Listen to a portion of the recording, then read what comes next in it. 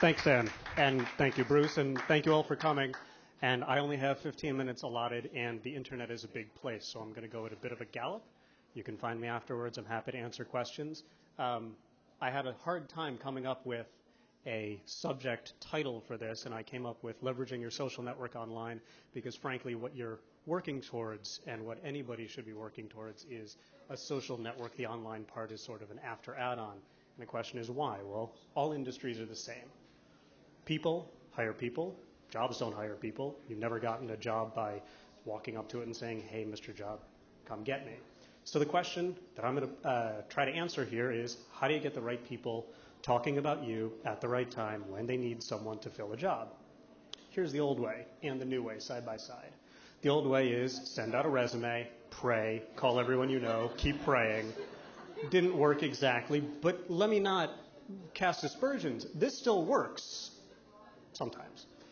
In addition to these things, and this is all in addition to, now you have a big social network. You've got everybody in this room. You've got the people that you know.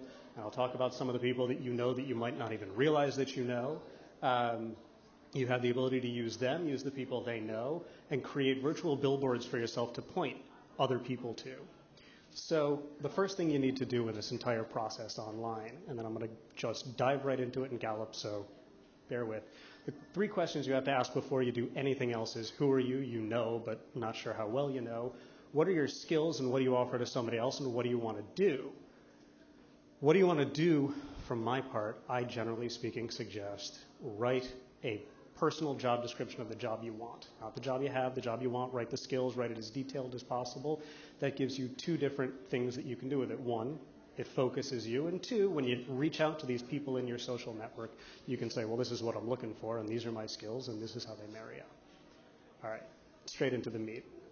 There's a four-step process. This is basically, how do you find people? How do you let other people find you? And how do you then get the word out? Step one, locate your existing network. Like I said, everyone in this room, everyone you know, everyone you've met. I'll talk about each of these in turn. Two, make yourself visible online. I'll show you a couple of places you can do that. The internet's a big place. You can be as creative as you like.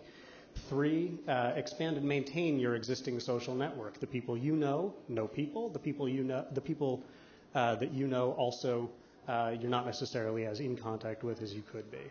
And finally, once you've done those things, start to broadcast yourself both to your own network and to other people's networks. So diving right in, how do you locate your own network? Does anyone in the audience know how many people total they know?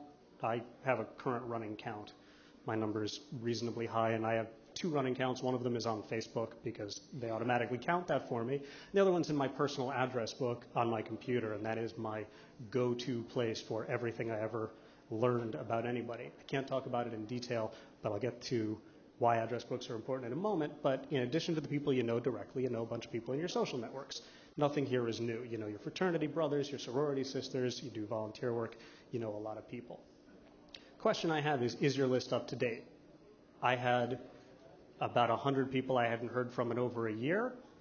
So I sent them an email the other day. I wrote a little template email and I said, dear, and then I filled in each person's name. This is what has happened. I just graduated from grad school. What's going on with you? By the way, is this email address correct? And is the rest of this information correct? I got back about 50 replies on that, which is not a bad strike rate. I keep up to date with the people that I know via email and being linked to them on these social networks. And that's why I suggest the first thing you should do is create an online address book. Join Google Mail. If you're looking for a job, create a new email address for yourself for the job. Add everybody you know to it and send them one of these just touching base emails. Let them know you're looking for work. There's no reason to leave anybody out. Everyone you've ever met, everybody you've ever spoken to, and if the contacts are dead, so be it. But if they're not, keep it going. And the most important piece of this is this here, this locating your network is what you're going to build everything else on. Once you've got your contacts in Google, you can start following up. I won't have time to talk about these things, but if you want to know about them, sending your V-card and using a smartphone, we can talk about them after. But once you have your email list in place firmly, the next step is putting yourself out there. Joining social networks, Friendster, I'm sorry, not Friendster, I keep saying that. Show of hands, who here was around when they were using Friendster, and who here has an account on Friendster still?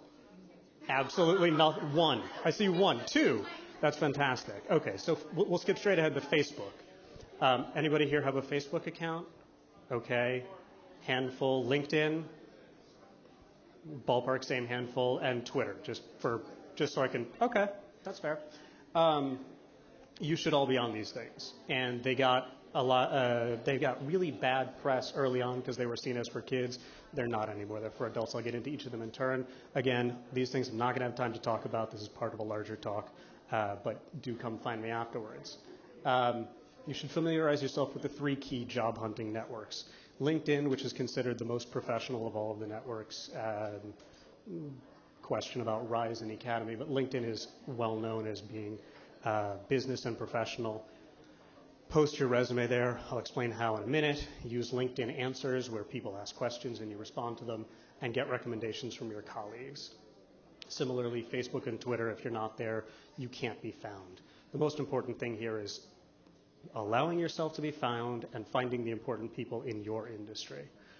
In turn, Facebook, if you don't have a Facebook profile, they have an easy online help. They spent over $1 million doing a bit of quick math. A few people for a few years to write help will come out to over $1 million. Create a profile for yourself. Only write professional information. Don't post pictures of that crazy weekend you had in St. Kitts. Professional information only. The reason for this is that people now are searching Facebook for not only you, but for people like you. They want to find people who went to college with them, the same way I found Dan. Frankly, I found Dan through one of the earliest social networking systems, which was my alumni database. It's the same principle. An alumni database is the same principle as Facebook.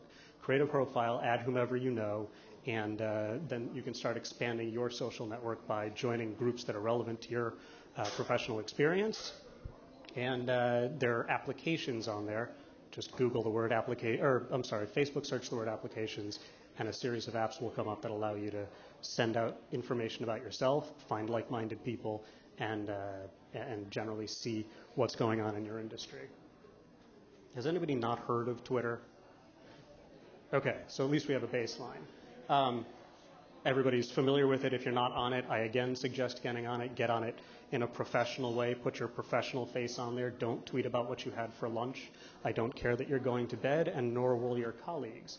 But we will be interested in finding out what you're working on, what you're looking at. And if you're not working on or looking at anything, start looking at things that are relevant to your expertise. Have something interesting to say. Post it to your Twitter account, and then start following the thought leaders in your industry.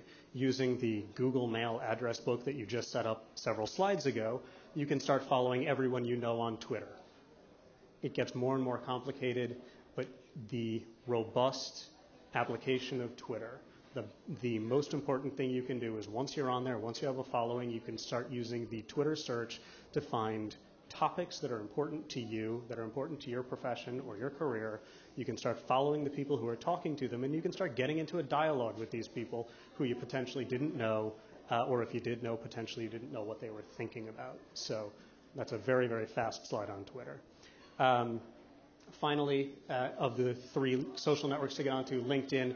LinkedIn is basically a very robust version of your resume. In addition to posting your resume, you can ask people whom you've worked with at specific jobs to post recommendations for you about how you did at that job. In fact, someone in the audience wrote a very nice one about me for a job I did a while back. But once you have these recommendations, other people can see that you're vetted by other people.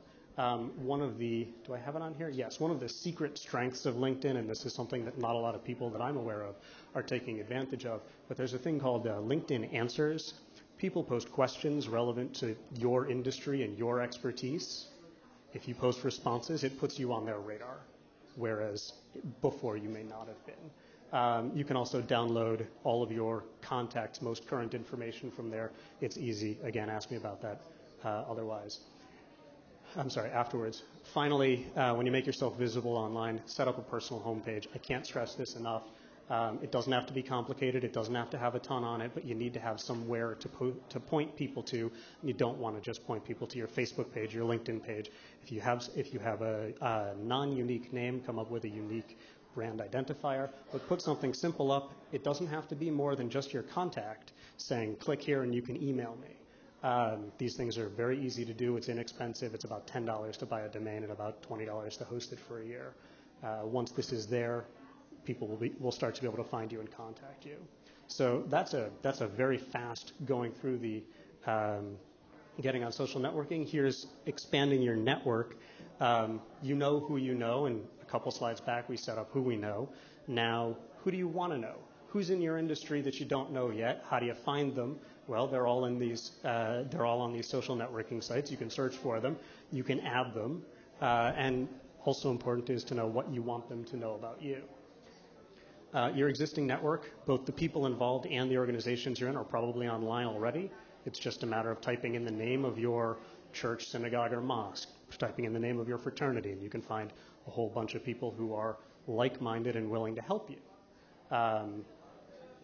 And again, something that I'm not seeing a lot of people use is anyone familiar with Google Alerts, out of curiosity? 1, 2, 3, 4, 5. We got 5 total, maybe 6. Google Alerts, Google, in their effort to categorize all information everywhere all the time, has set up the ability to get an email once a day telling you anything new and interesting about anything you list.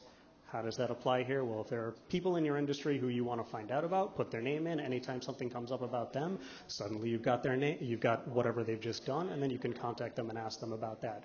Trends in your industry, you can follow them that way. It's very simple. Finally, once you're online, people you know the people they know, start to broadcast yourself. And I don't have a ton of time left, but I will very quickly say the LinkedIn Answers is a almost secret stash of places that people can find you. Yahoo has a similar answers site to LinkedIn, although Yahoo's answers are more broad-based than professional. eHow, similarly. There is software that we can talk about afterwards that will help you do all of these things. There are, as I mentioned before, applications on Facebook that'll help you specifically with this social networking. Finally, the most important thing I can tell you is to follow up or fail. You're going to meet a dozen people here tonight, 2 dozen people here tonight.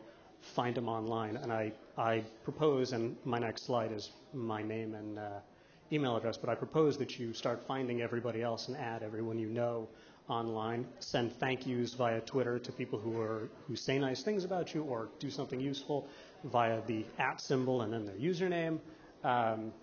Update your Facebook status saying thank you regularly. Just make sure that people know who you're in contact with and be in contact with the people who could be potentially helpful to you. And that takes me in under 15 minutes. I will be here afterwards to answer questions. If there are any right now, I have about a minute left, but otherwise I'm ready to hand on to Dan and move forward.